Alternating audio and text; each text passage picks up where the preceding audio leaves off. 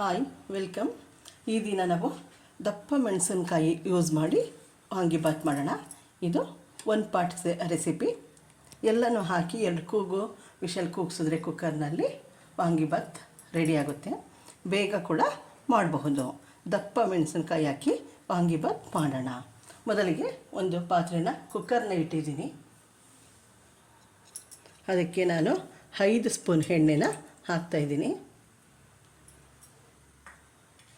ಎಣ್ಣೆ ಸ್ವಲ್ಪ ಬಿಸಿ ಆಗಲಿ.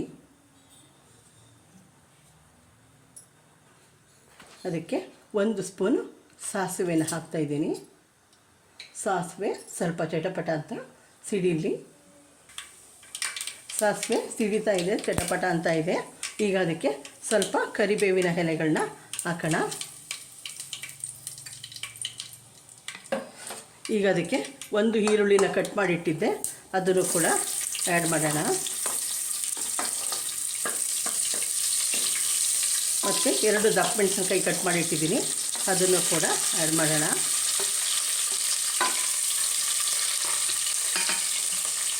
ಒಂದು ಬೌಲ್ ಬಟಾಣಿನ ಹಾಕೋಣ.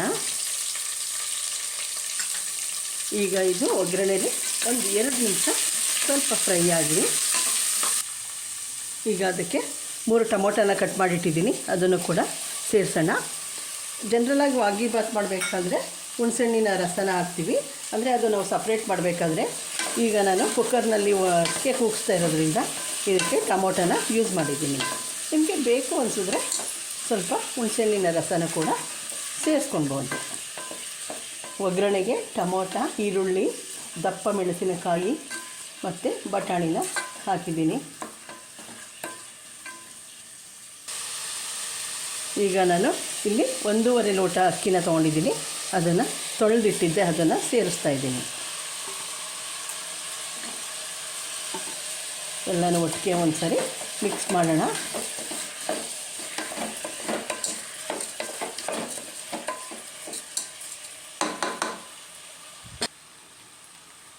ಈಗ ನೋಡಿ ಎಲ್ಲ ಒಗ್ಗರಣೆಯಲ್ಲಿ ಫ್ರೈ ಆಗ್ತಾಯಿದೆ.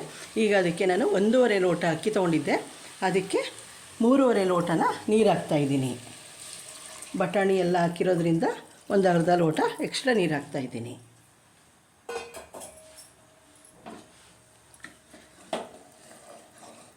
ಈ ನೀರು ಈಗ ಸ್ವಲ್ಪ ಕುದಿಬೇಕು. ನೋಡಿ ಸ್ವಲ್ಪ ನೀರು ಕುದೀತಾ ಇದೆ. ಈಗ ಅದಕ್ಕೆ ಸ್ವಲ್ಪ ಅರಿಶಿಣದ ಪುಡಿ ಹಾಕೋಣ.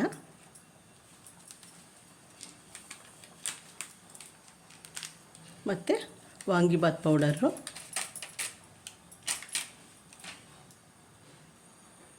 ರುಚಿಗೆ ತಕ್ಕಷ್ಟು ಉಪ್ಪು, ನಾನು ಕಲ್ಲುಪ್ಪನ್ನೇ ಬಳಸ್ತಾಯಿದ್ದೀನಿ. ಮತ್ತು 1 ಸ್ಪೂನ್ ತುಪ್ಪನ ಹಾಕೋಣ.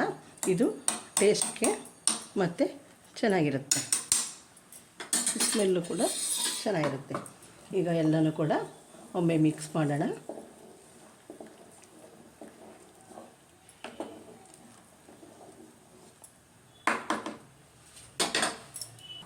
ಇದಕ್ಕೆ ಸ್ವಲ್ಪ ಕೊತ್ತಂಬರಿ ಸೊಪ್ಪನ್ನು ಹಾಕೋಣ. ಈಗ ಇದಕ್ಕೆ ಮುಚ್ಚಳನ ಮುಚ್ಚಿ 2 ವಿಷಲ್ ಕೂಗಿಸೋಣ. ನೋಡಿ ಮುಚ್ಚಳನ ಮುಚ್ಚಿದೆ, ಕುಕ್ಕರ್ ಮುಚ್ಚಳನ.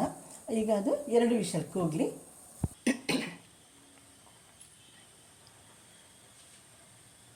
ನೋಡಿ ವಿಷಲ್ 2 ಕೂಗಿದೆ, ವಿಷಲ್ಲು ಕೂಡ ಹಾರಿದೆ.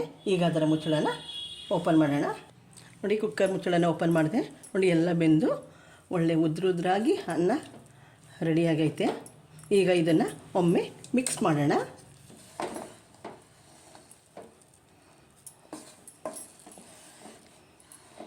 ನೋಡಿ ಎಷ್ಟು ಉದ್ರಾಗಿ ಬಂದಿದೆ ಅಂತ.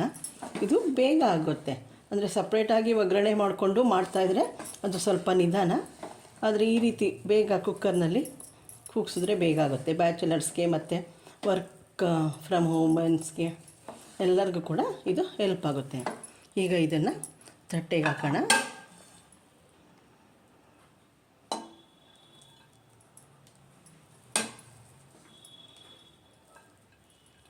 ನೋಡಿ capsicum rice ready to heat. ಅಂದರೆ ಇದು 1 ಪಾಟ್ ರೆಸಿಪಿ. ನನ್ನ ಈ ವಿಡಿಯೋ ಇಷ್ಟ ಆದಲ್ಲಿ ಲೈಕ್ ಮಾಡಿ, ಶೇರ್ ಮಾಡಿ, ಸಬ್ಸ್ಕ್ರೈಬ್ ಆಗಿ ಪ್ಲೀಸ್. Thank you. ಓಕೆ.